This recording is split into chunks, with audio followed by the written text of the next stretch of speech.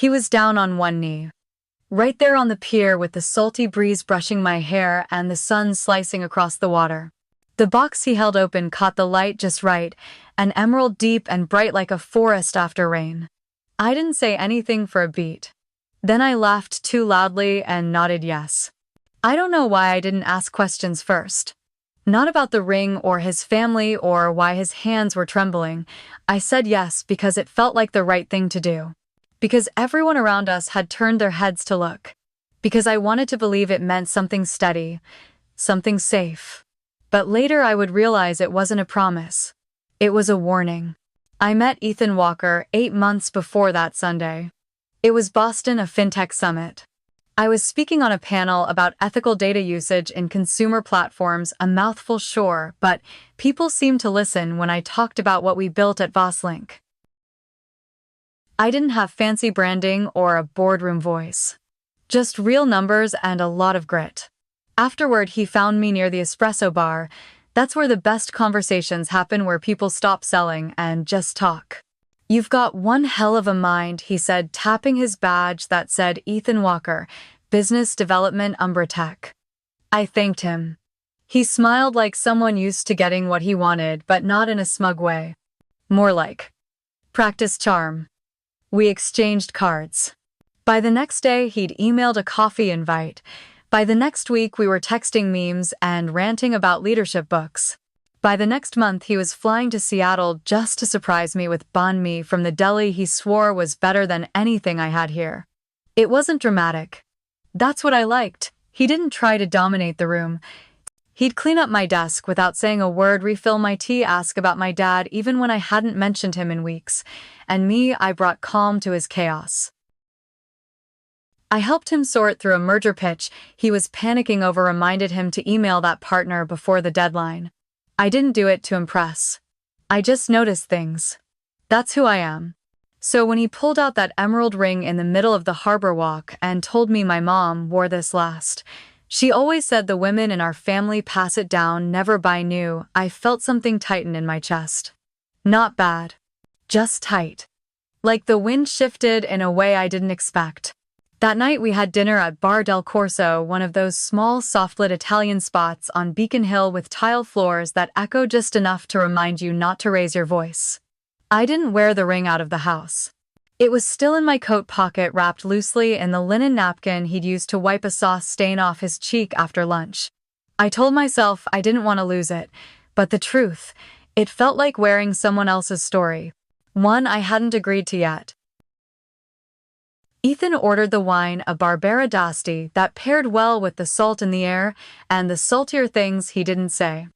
He looked relaxed, like a man who'd sealed a deal and wanted to celebrate, not question. But me, I was suddenly aware of the silence between our words. "I called my mother this afternoon," he said, cutting his gnocchi. "Told her about us. About you." I looked up. She was thrilled, he added quickly, then paused. "Well, she was quiet. That's just her way. She asked your last name. Said she'll want to meet you soon. She's very traditional." That word again. Traditional. The way he said it made my skin hum. Like something coded was being passed between us and I was supposed to decode it politely. I nodded slowly, chewing carefully as if the way I reacted might set off a ripple I wasn't ready to feel. Ethan smiled. "You'll like her. She just believes in legacy.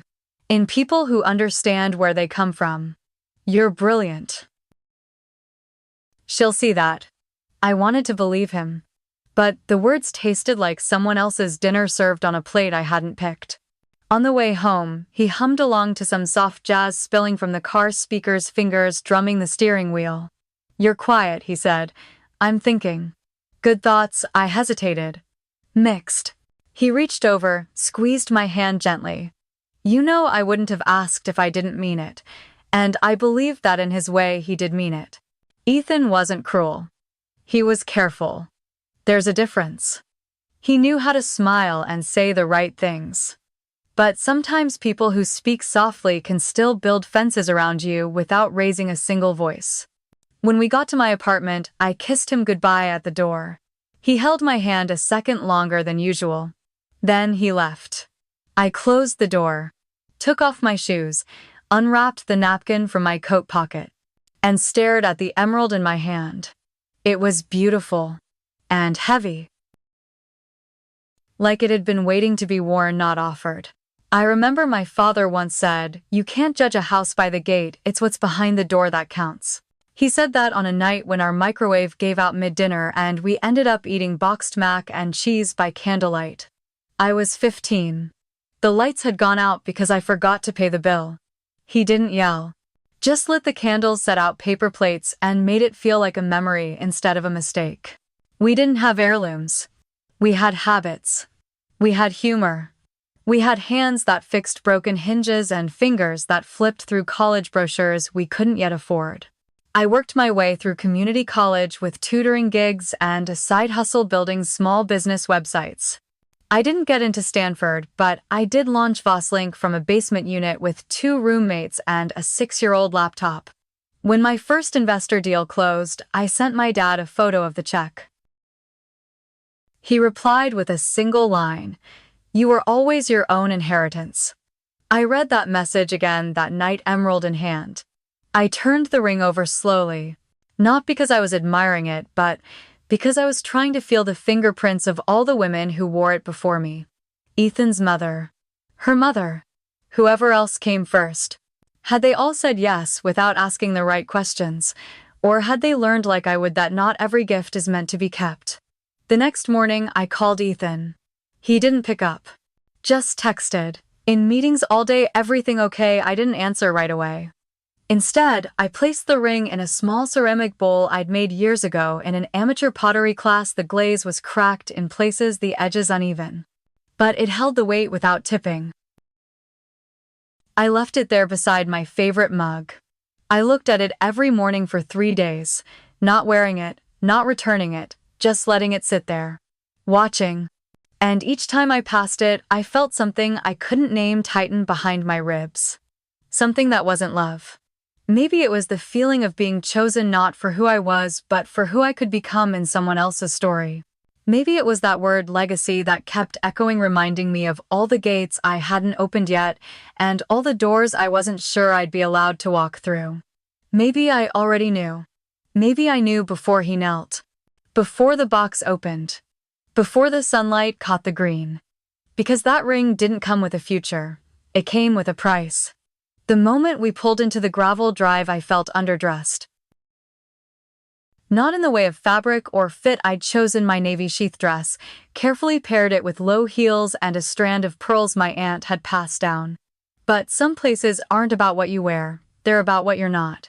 The Walker estate stood behind wrought iron gates, 3 stories of symmetrical elegance, every window trimmed with ivy, every corner manicured to perfection.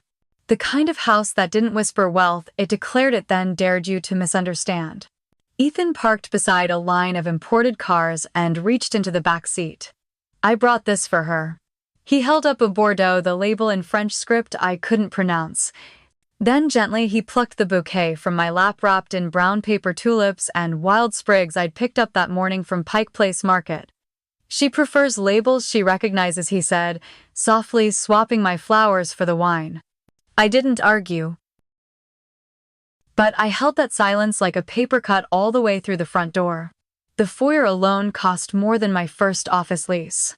Polished marble floors, a chandelier like a descending galaxy, and a portrait of a man I assumed was Ethan's grandfather, his eyes sharp, painted in a way that made you feel like you'd just been measured. Judith Walker greeted us with a smile that stopped just short of her eyes. "Darling," she said, air kissing Ethan's cheek. "You made it through the traffic." Then she turned to me. "And you must be Samantha." Her voice landed on my name like a dry cloth on wet glass. I extended my hand. She didn't take it, just nodded once and stepped back. "Dinner's in the East Room. We're keeping it intimate." She led the way, heels clicking like metronomes.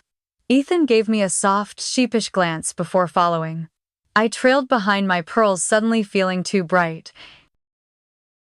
The dining room was a study in restraint, white linen, silver flatware, candlelight catching crystal, and neat geometry. Richard Walker rose when I entered, tall and quiet, with the kind of gaze that catalogued more than it commented.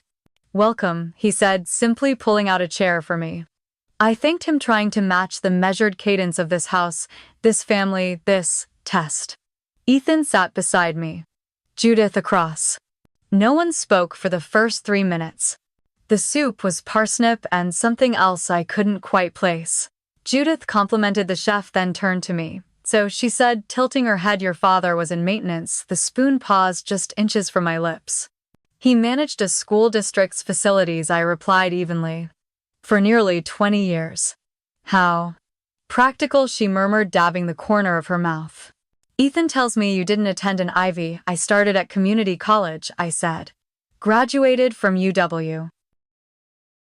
Computer science." She smiled thinly. "Of course. The West Coast is so inventive." Richard said nothing. Ethan sipped his wine. I felt like a resume was being shredded between courses.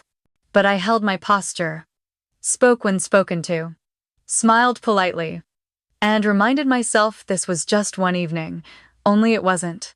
Because somewhere between the roast lamb and the second bottle of wine, Judith leaned forward, placed her glass down gently, and said, "So tell me, Samantha, do you plan to keep working?" The question wasn't really a question. It was a pruning shear, and I could feel it slicing through some invisible limb. "I do," I said evenly. "Vosslink is my company.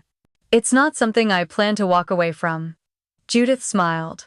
Not the kind of smile that welcomes you in, but the kind that closes a gate without needing to lock it. "I suppose that's admirable," she said. "Though I imagine it must be exhausting.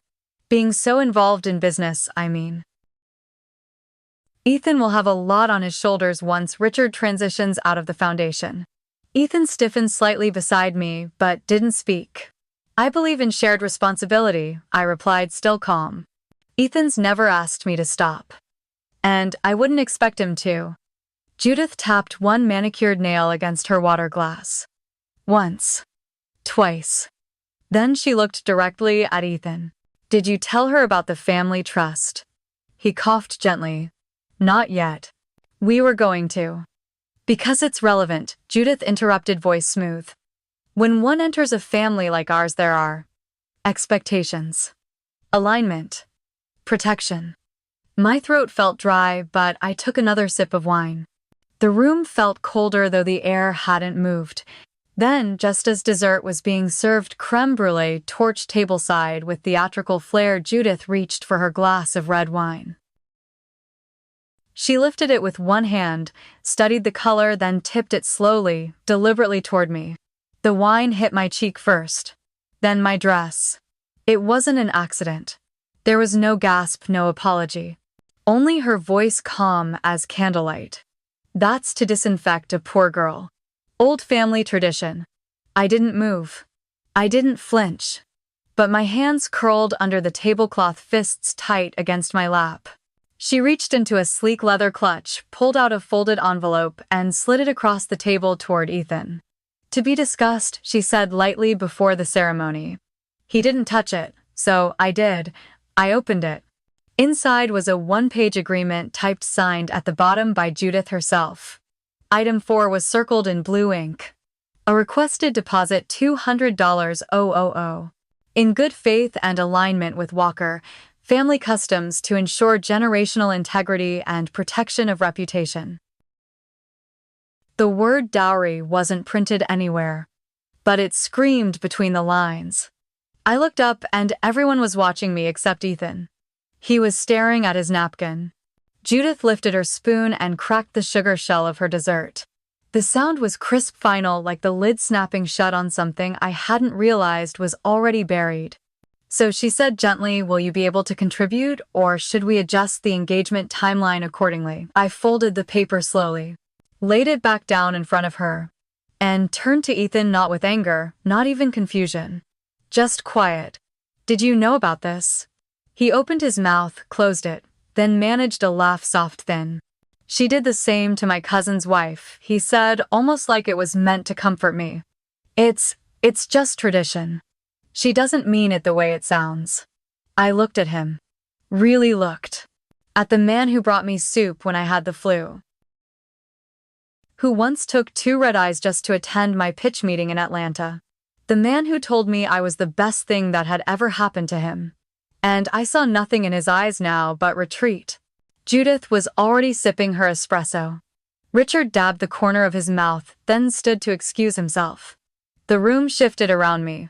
Not loudly, not all at once, but like a stage being reset for a play I hadn't agreed to perform in. I stood, napkin on my chair, chin level. No one stopped me. I walked back out through the foyer, the chandelier still gleaming, the grandfather still watching, and paused just long enough to feel the weight of what I was carrying. Not the insult, not the whine, but the silence. The fact that Ethan didn't follow me, didn't say my name, didn't even stand up. Outside, the air was heavy with magnolia and new rain. I peeled off my heels barefoot on the gravel and walked to the car alone. In the window, I caught my reflection. Wine-streaked pearls crooked but eyes clear. Back at my hotel, I didn't cry. I took off the dress, hung it over a towel bar, and sat by the window with a small ceramic bowl I'd packed. Yes, I'd brought it with the ring still inside. I didn't put it on. I didn't throw it away. I just stared for a long time at how green could look so much like envy and still pass as love. Because when I wiped my face that night, what stained deeper wasn't the wine.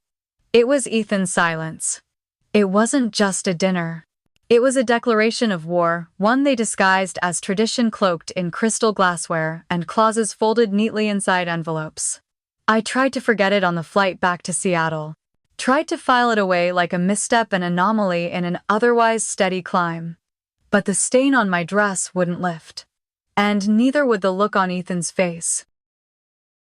Back at Vosslink HQ, the world felt clearer, cleaner.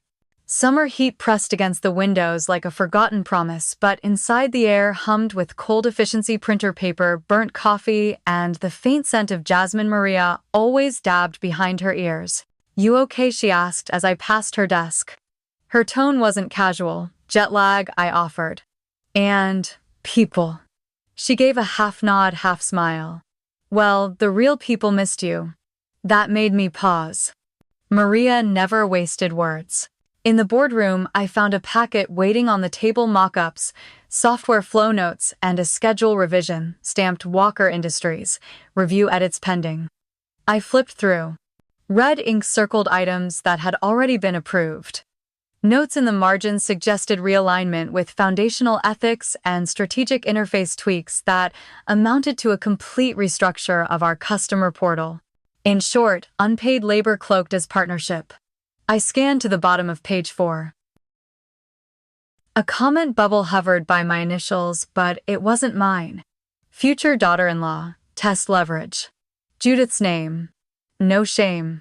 I stared at it, hand tightening around the edge of the page until the paper bent. Before I could think, I dialed Ethan. He picked up on the second ring. "Hey, you back? How was the flight? Why is your mother editing my platform?" I said, skipping pleasantries. There was a pause. Then, "She's just helping outline some legacy brand synergy ideas. It's not permanent." She called me leverage. Another pause. Longer this time. "Sam," he said, voice warm and dangerously flat, "you're reading into it too much." "She doesn't mean it like that." I didn't answer. "She just wants to feel included. You know how she is. Just do it for now. It'll all settle after the wedding." There it was again, that soft command dressed up as reason. As if compromise were a corsage I could pin on and forget. I hung up. Didn't slam the phone. Didn't say goodbye. Just let the silence settle and then turned to my laptop. I opened the shared presentation file for the Walker partnership pitch, the one I'd built from scratch 2 months ago. Clean fonts. Logical flow. Hours of unpaid perfection. Now it looked unfamiliar. Charts had shifted. Language softened. Founder-led innovation replaced by legacy-aligned transformation. And the final slide, gone. In its place, a Walker Industries logo overlaid with a tagline I'd never approved. "Trust is inherited." I blinked. Scrolled to the version history. There it was. Edited at 2:14 a.m. Pacific Time. Judith Walker. Ethan Walker. No trace of my name on the latest update. My stomach turned. A message pinged.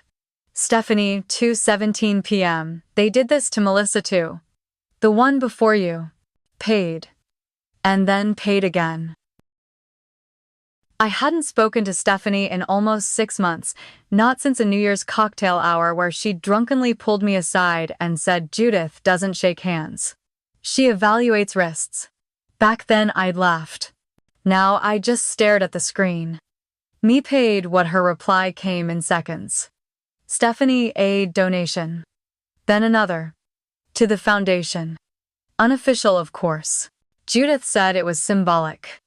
Ethan signed the wire form. I leaned back. Everything in me wanted to tell myself it was different. That Ethan had changed. That he wasn't complicit, but denial is just hope dressed in a prettier outfit. And mine was starting to look frayed. In the corner of the screen, another tab blinked. Maria had left me a message.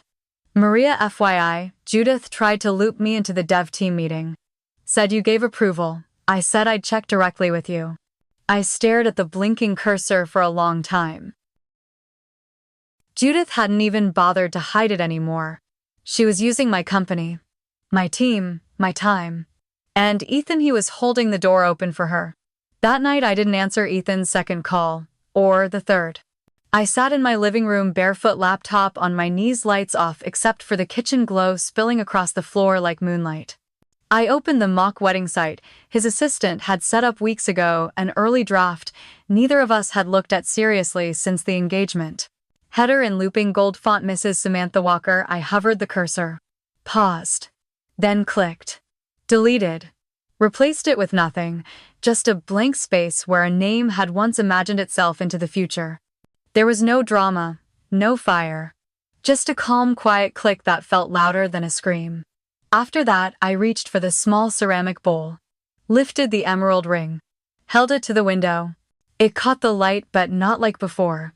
Something in its shine now felt brittle. Like it wasn't reflecting love, but surveillance. I took it off. Not ceremoniously. Not with tears.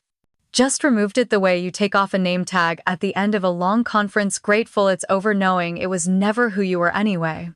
I left it on the windowsill, went to bed without brushing my hair. Didn't check my email.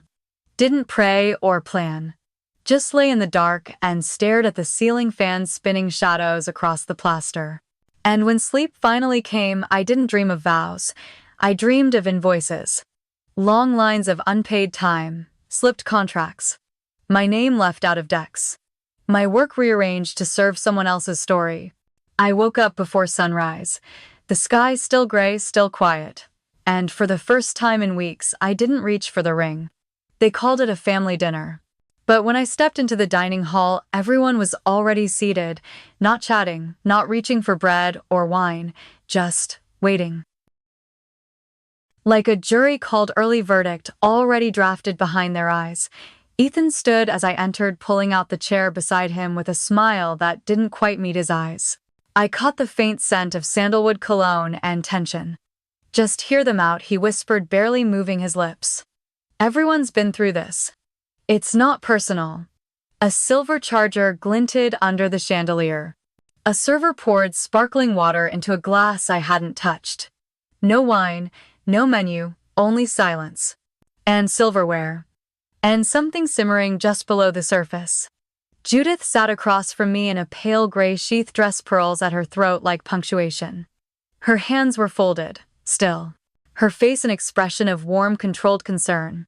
To her right, Jennifer, Ethan's sister-in-law, stirred tea that had long gone cold. She didn't drink. Just circled the spoon slowly, rhythmically.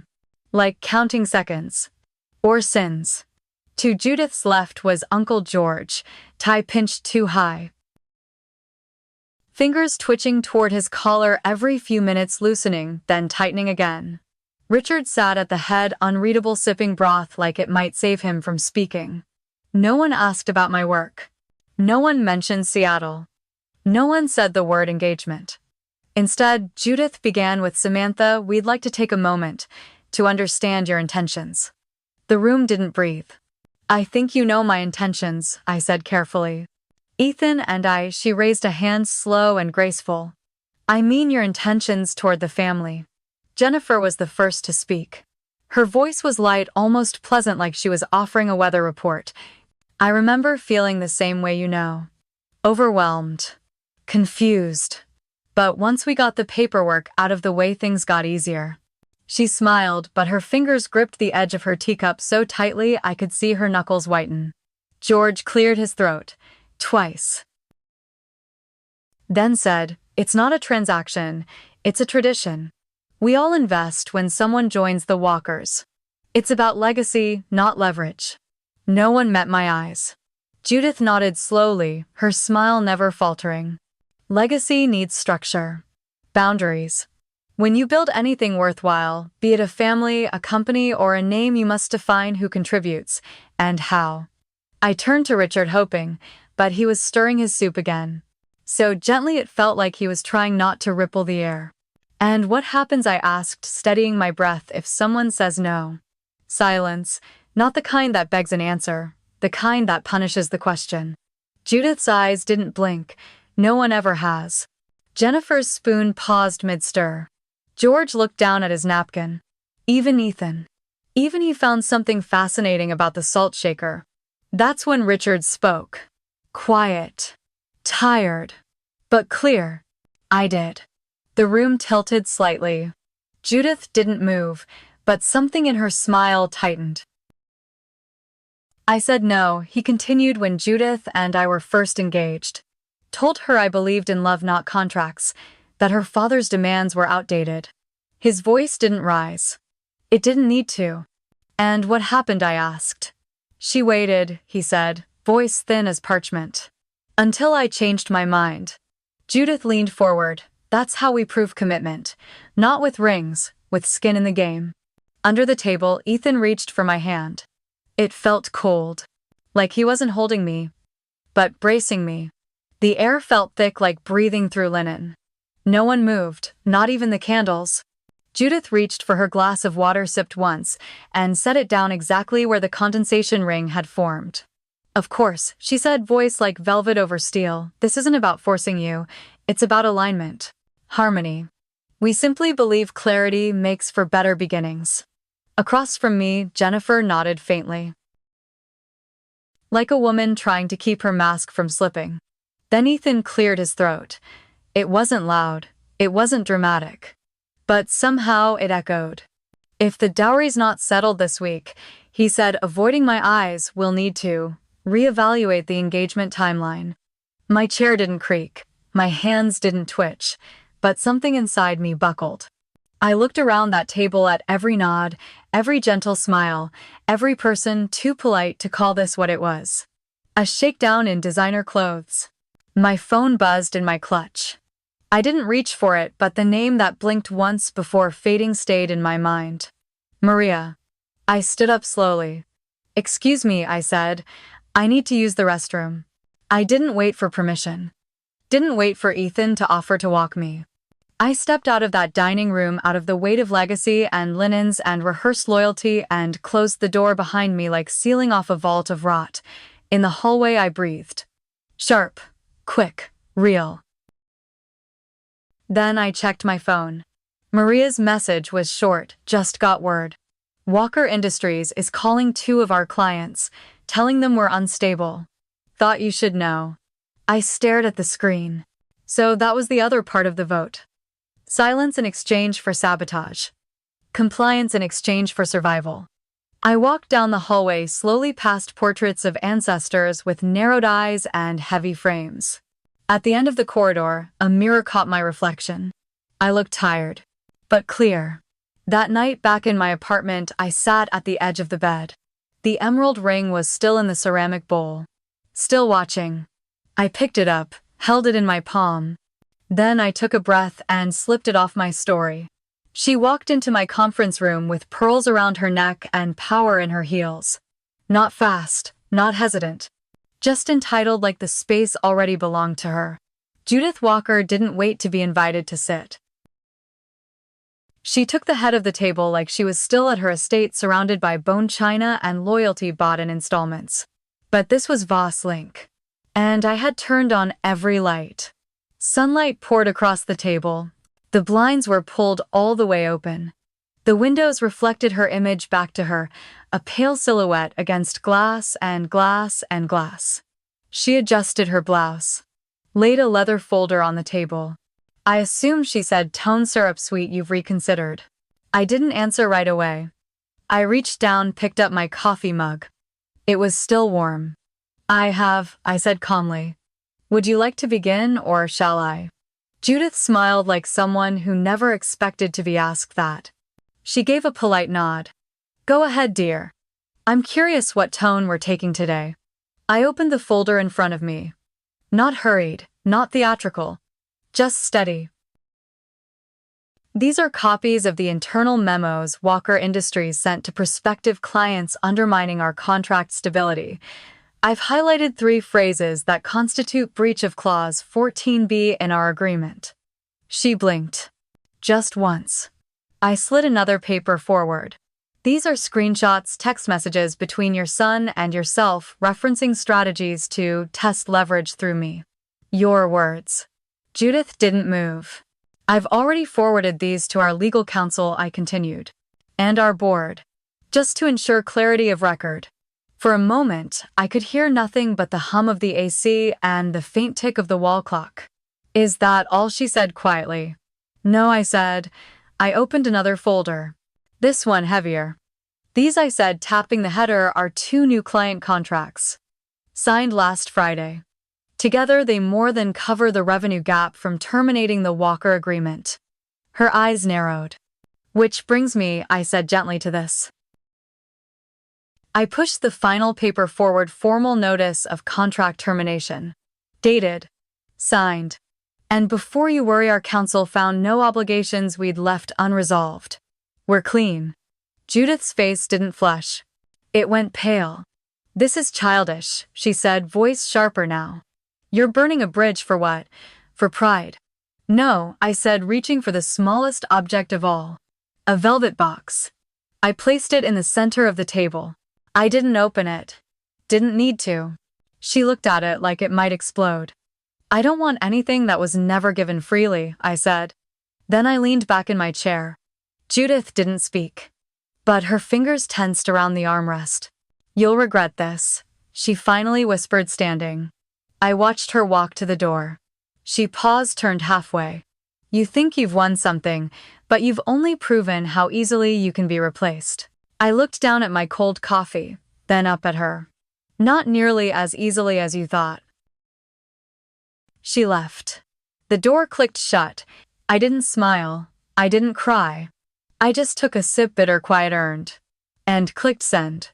When the door shut behind her, the room didn't feel triumphant. It felt quiet. Like the air had settled after a storm no one dared name. I didn't move for a while. The chair beneath me suddenly felt unfamiliar, like something I was borrowing. Not because I wasn't in control, but because power, when it finally comes back to you, doesn't arrive with applause. It arrives with silence. Maria knocked gently, then poked her head in. "She gone?" I nodded. "She left the pearls on her neck, though," Maria muttered. "Shame. I was hoping she'd choke on one." I cracked a small smile. Maria entered, fully handed me a printout. "Just came in. One of our newer clients. Guess who their previous provider was?" I scanned it. "Walker Industries." "Of course." "She gave me a speech," I said, tried to frame it like I was the one breaking trust. "She always does," Maria replied.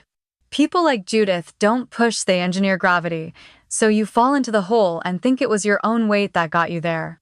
I folded the document, placed it beside the others, then opened my laptop. There was one more thing I needed to do. A mock wedding website had been quietly in progress. Ethan had sent me the link months ago. Just a soft layout. Ivory and hunter green. A placeholder with our names at the top. Mrs. Samantha Walker. The cursor blinked. I deleted the name. Every word. Every trace. I left the screen blank. I didn't cry. Didn't flinch. just leaned back and listened to the hum of my office. This wasn't loss. This was reclamation. The thing about being underestimated is, people don't see you coming when you stand all the way up. I placed the velvet ring box at the edge of the table. No note, no flourish. Just fabric and weight. Let it speak for itself. Judith hadn't taken it with her. She'd looked at it, then at me. And for a fraction of a second, I saw the flicker of something brittle in her gaze. Not fear, not guilt. But the first crack in someone who'd never been told no. And I realized something she didn't expect to lose. Not to someone like me, not to the girl who wore paper plate memories and built a company out of basement Wi-Fi. I tapped the top of the contract folder. It didn't feel like revenge. It felt like alignment. Like putting a painting back on its right nail. There was still coffee in my mug. Cold now, bitter, but steady. I took a sip. Then opened my inbox. The subject line was ready, termination confirmed. Assets secured.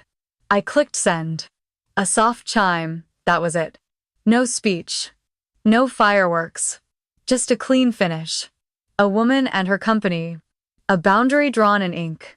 Outside, Seattle moved like it always did, slow at first, then fast, with people crossing streets without waiting for signs. I watched for a moment longer. And that was when I knew. I hadn't lost a fiancé. I'd shed an expectation. And what remained was mine, every word, every share, every late night logged in silence. This wasn't the end of love, it was the end of being owned. Some exits come with grief, others come with applause. Mine came with a new keycard and a silence I finally welcomed. By spring 2024, Vosslink no longer looked like the thing I once built in borrowed co-working space with second-hand monitors. It looked grounded, mature. Like it had been through a fire and chose to keep standing. Revenue was up. Staff retention higher than ever. Our ethics clause wasn't just a PDF anymore. It was in our walls, our hiring, our voice. Judith never contacted me again. Not directly, but I got a letter. No return address. Just a thick envelope, ivory paper, clean script. I watched longer than I should have. You saw what I couldn't say. Thank you for protecting him when I didn't know how. It was signed only R. Walker. The note came with a forwarded announcement Richard had stepped down from Walker Industries. Divorced too quietly. He took no settlement. Just left. I folded the letter carefully. Not because it hurt. Because it confirmed what I always suspected: power doesn't always roar. Sometimes it simply walks away. The $200,000 Judith had demanded I'd tucked it into a foundation fund, something I called First Roots. For women like me, first-generation founders who didn't have country clubs or legacy internships. The press didn't need to know. But word spread. The right kind. When I stepped into the San Francisco gala that night, I wasn't thinking about victory, I was thinking about breath. Jazz filtered from a corner stage. Laughter bubbled politely. Every name badge shimmered beneath the chandeliers: titles, startups, futures. Mine simply read Samantha Voss. No, Mrs. Anything, just me. And then I saw him. Ethan. He wasn't alone, but he wasn't with anyone either. The kind of presence that floats when no one's sure where to place you. He approached slowly. She still talks about you, you know, he said, not quite smiling. I looked at him. Then, past him. Then, said let her. No venom, no affection. Just punctuation. That was enough. I turned and met someone else's gaze. Marcus. He ran a cybersecurity platform I'd admired from afar. Soft-spoken, calm, sharp where it mattered. We chatted. Not like sparks flying. More like wires finally clicking. Not love. Not yet. But resonance. He said, you didn't just protect your company, you redefined its compass. And I felt something uncoil inside me. Not pride. Relief. When they called my name for the Ethics Innovation Award, I walked steady. Took the mic. Looked out. And said, success isn't a price you pay. It's the price you refuse to accept. There was applause. Warm. Not wild. I stepped off the stage shoes silent against the hardwood. Back at my table, I sipped water, not wine, watched the room swell with people who built from zero like I had, and I thought of my dad. Of microwave dinners and paper plates. Of text messages that said, "You are your own inheritance." And I smiled. I never married into their family. But I never lost mine either. I just built it one clause and one choice at a time. Some exits come with grief, others with applause. Mine came with peace. The kind that doesn't need to be loud to be true. I didn't walk away with a title or a hyphenated name. I walked away with something far more lasting: clarity. It took me almost losing myself to realize I never needed to prove my worth to anyone wearing pearls or hiding behind family crests. I didn't buy my way into love. And I sure wasn't going to pay for permission to stay. In the months that followed the Walker family fallout, I found that my quiet decisions had started to echo in places I'd never intended to reach. A woman I'd never met, a founder from Detroit, messaged me through LinkedIn. "Your grant saved my first payroll, and your story." It made me walk into the bank like I belonged there. I read her message 3 times. Not because I doubted it, but because I remembered what it felt like to be her. The startup nights with frozen dinners and printer ink stains. The slow fear that came with signing a lease before your first invoice. The ache in your stomach when someone asked, "So, what exactly do you do?" That was my origin story. Not pearls, not estates, just persistence. And a name I built myself. I remember sitting on the fire escape of my old apartment once before Vosslink had a logo anyone recognized. My dad had sent me a one-line text after I told him I lost another pitch. He said, "Dignity isn't what you win. It's what you refuse to sell." I didn't understand it fully back then. Now I do. Judith thought a dowry was a test. To me, it became a mirror. Not showing me what I lacked, but what I was never meant to become. There's something profoundly American about starting from nothing. But there's something even more powerful about choosing not to trade your soul for a seat at someone else's table. I never married Ethan. But I never lost myself either.